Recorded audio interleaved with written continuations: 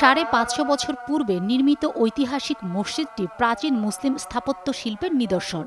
মসজিদটির সৌন্দর্য মুসলিম স্থাপত্য ও ঐতিহ্যের কথা স্মরণ করিয়ে দেয়।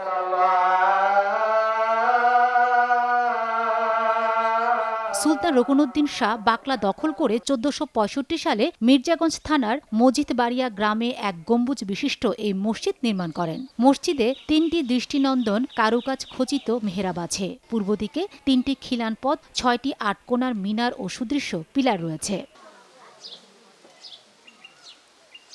বিশাল এক গম্বুজ বিশিষ্ট এই মসজিদটি রড ও সিমেন্ট ছাড়াই চুন সুরকি ও ইট দিয়ে নির্মাণ করা হয়েছে। মসজিদ সংলগ্ন একটি বড় দিঘি রয়েছে।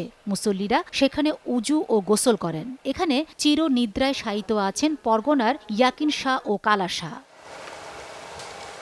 এ মসজিদের নাম অনুসারে এলাকার নাম হয়েছে মসজিদবাড়িয়া। প্রত্নতত্ত্ব বিভাগের নিয়ন্ত্রণে থাকলেও দীর্ঘদিন সংস্কারের অভাবে বর্তমানে মসজিদটি ধ্বংসের পথে। তারপরও ঐতিহাসিক এ মসজিদটি দেখতে প্রতিদিন শত শত মানুষ আসেন। এই মসজিদে দূর দূরান্ত থেকে অসংখ্য মানুষ আসে। তারা মানত করে দুধ, কলা, ছাগল, গরু ইত্যাদি এই মসজিদে মানত হিসেবে তারা নিয়ে আসেন। আমার বাপ দাদা ৬ পুরুষ ৭ পুরুষ পর্যন্ত এখানে আমরা নামাজ পড়ি। আমাদের বাপ দাদা তালই এর থেকে ৮০০ থেকে ৮৫০ বছর আগের মসজিদ। এটা চুন সুরকি দ্বারা নির্মিত। এটার ভিতরের কারুকার্য খুবই সুন্দর।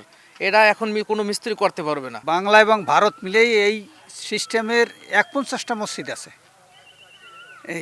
এই মসজিদের দেওয়াল অনেক পুষ্ট।